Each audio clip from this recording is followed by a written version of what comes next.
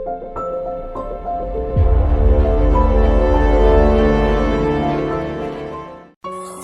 students, how are you? I hope you are fine.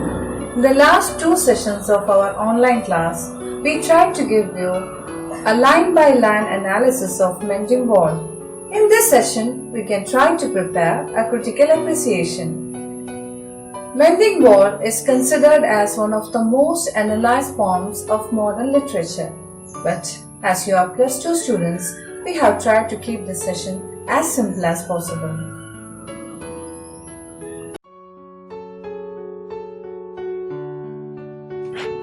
The poem Mending Wall is one of the most popular poems of the great American poet Robert Frost because of its obvious simplicity and the deeper philosophies of life it discusses. If you have read the poem carefully, you may have now realized that the major themes of the poem are boundaries or role of boundaries in human life. Secondly, man and natural world. Third, changing seasons. Fourth, tradition and modernity. There are other themes to this poem, but due to the limited scope of our class, I am focusing on the first theme, that is boundaries or role of boundaries in human life. When we talk about the role of boundaries in human life, we must think about 2 kinds of barriers: the physical barriers and the mental barriers. Boundary walls have a long and interesting history, beginning from as early as 2000 BC. The earliest known wall is assumed to be the stone wall built around the ancient city of Jericho during the early Bronze Age. Most of these walls, built in the early part of human history, were meant for protection from invasions by enemies. The Great Wall of China is a classical example. But the modern walls built between the nations have a different function. They are built to keep the others out. The others we are referring to include the immigrants from different parts of the world who are desperate to find livelihood in neighboring countries. The famous Berlin Wall, US-Mexico border wall, Indo-Bangladesh barrier, the West Bank separation barrier between Israel and Palestine are some of the examples. It is true that walls bring a sense of security inside nations. Borders are very important for nations to develop. But on the other side, the problem of immigration is of great humanitarian concern. It is said that almost 2,000 civilians, including women and children, were killed at the Indo-Bangladesh border alone. The poem repeatedly says, "Good fences make good neighbors." But if we look at the global scenario, there are hardly any border walls between neighboring nations with friendly relationships. Now let us look at the fences commonly found around us. Most often, we build it to maintain a quality relationship between the neighbors. What about the fence in the poem? The poem progresses in an interesting way. The narrator finds the gaps in the wall and informs the neighbor. They decide to rebuild it. The narrator is mischievous and playful in the beginning of the task. As the mending progresses, the narrator becomes restless and disturbed by the neighbor's attitude. He even starts hating the neighbor by the end of the poem. Nature has actually created gaps in the wall between their relationship. It is a chance to get closer. but as they mend the wall, the relationship becomes a closed one once again. They are no more friendly. We have talked at length about physical barriers that separates the world. But mental barriers, though invisible, are more dangerous and toxic. Human beings are separated from each other by the invisible barriers of nationality, gender, religion, color, race, language, ideology, caste, customs and beliefs, economic differences, etc., if we are to list a few. These man-made divisions are the root cause of all the great disasters in the human history, and the process continues even today. Interestingly, it is these mental barriers that has created most of the physical barriers around the world. Students, now let us look at the other features of the poem that make it attractive. In the first year of your +2 course, you have learned to find out the rhyme scheme of a poem. Some poems may have a rhyme scheme. In some poems, the rhyme may be irregular. Mending Wall is one of them. The poem Mending Wall is written in blank verse. It has unrhymed lines written in iambic pentameter. This is one of the reasons why the poem sounds like a conversation. Dear students, as a teacher, I know that many of you are unfamiliar with the terms blank verse and iambic pentameter. Don't worry, we can learn more about them during your higher studies. Mending Wall, unlike the other poems in your course book, is not divided into stanzas. In fact, it is a poem written in a single stanza of 46 lines. This structure gives continuity to the poem. The clever use of the poetic device enchantment makes the poem appear like a single conversation. Enchantment refers to lines that end without punctuations like comma, full stop, etc. A poet may continue a sentence beyond a line to the following line, so it is like a single thought or idea extended to the next line for completion. Let us read the lines. And he likes having thought of it so well, he says again, good fences make good neighbors. Reading the first line alone doesn't make any sense. We have to read the following line to understand the idea completely.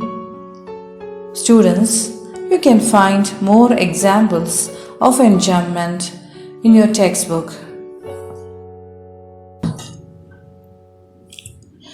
Assonance, as you all know, is the repetition of same vowel sounds within words, phrases, or sentences. Let us read the first example. To please the yelping dogs, the gaps I mean, no one has seen them made. The vowel sound long E is repeated in the words please, mean, and seen. Usually, we find assonance within a line, but in this poem, due to the continuous nature of these lines, we are considering the two lines as a single unit. Let us move on to the next example. Good fences make good neighbors. The oo sound is repeated. In the third example, but at spring mending time, we find them there. See, the I sound is repeated in time and find. So, students, these are some of the examples of assonance from the poem Mending Wall. Alliteration is one of the most common poetic devices used to make a poem appealing to your ears. It is the repetition of consonants at the beginning of nearby words, so it is very easy to find. Read the first line. And spills the upper boulders in the sun. The s sound in spills and sun. This is an example of alliteration. In the next line, before I built a wall, I asked to know. See, the sound b is repeated in before and built. In the last example, what I was walling in or walling out. The sound w is repeated in what, was and walling. You can find more examples of alliteration in the poem. You can also find examples of consonants in the poem Mending Wall. Consonants is the audible repetition of consonant sounds within a line. Read the line, stay where you are until our backs are turned. The consonant sound r is repeated through the words where, are, our and turned. In the second line, my apple trees will never get across. Again, the consonant sound r is repeated in the words trees, never and across. In the final example, and set the wall between us once again.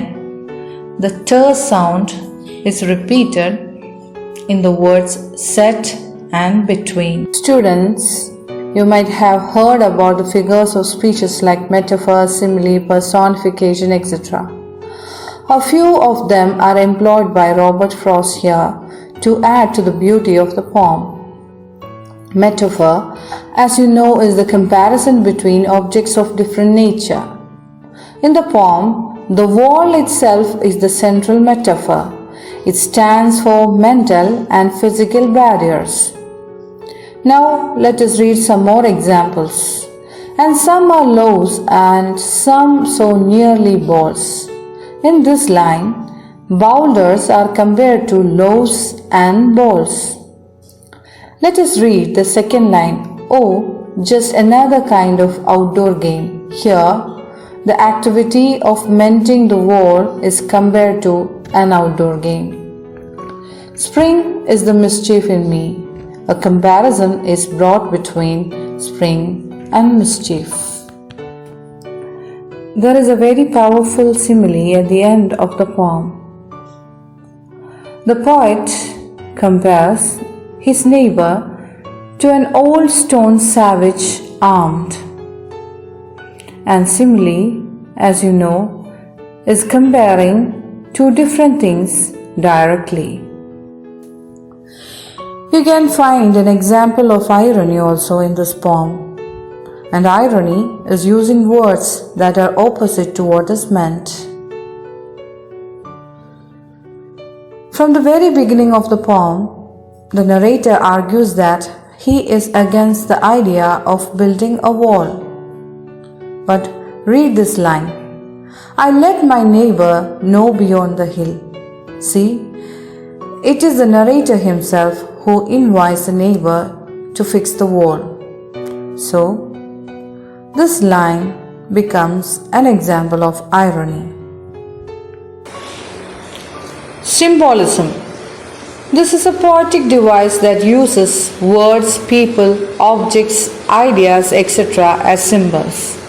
As you all know, wall is the most powerful symbol used here, and we have discussed about it in detail. Students, please try to make a short essay on the topic wall as a symbol in the poem Mending Wall. There are a few examples of personification in the poem Mending Wall. And personification means attributing human nature or characters to a thing, idea or animal. Let us read the line, something there is that doesn't love a wall. Here, the speaker personifies nature by saying that it doesn't love walls. In the second example, my apple trees will never get across and eat the cones under his pines. The apple trees are compared to human beings who have the ability to get across boundary lines. The use of imagery in the poem makes it more attractive. The use of figurative language that can appeal to our five senses is called imagery. I have listed a few examples of visual imagery, and some are loaves and some so nearly balls. He is all pine and I am apple orchard. Dear students, in line number 34 of the poem, to whom I was like to give offense, the word offense sounds like fence. This is an example of pun or wordplay. Again, in line number 36, he mentions elves. This is actually referring to mythology and fairy tales. This is an example of allusion. There is one story that I would like to share with you. The story is about a poet, Robert Frost. Once, a poet was attending a function and somebody asked him this question. Dear poet, when you wrote good fences make good neighbors, what did you actually mean? Our poet thought for a long while and then he gave the answer. When I wrote good fences make good neighbors, I meant good fences make good neighbors. So dear students, let us keep things simple, both in life and in lessons. Thank you.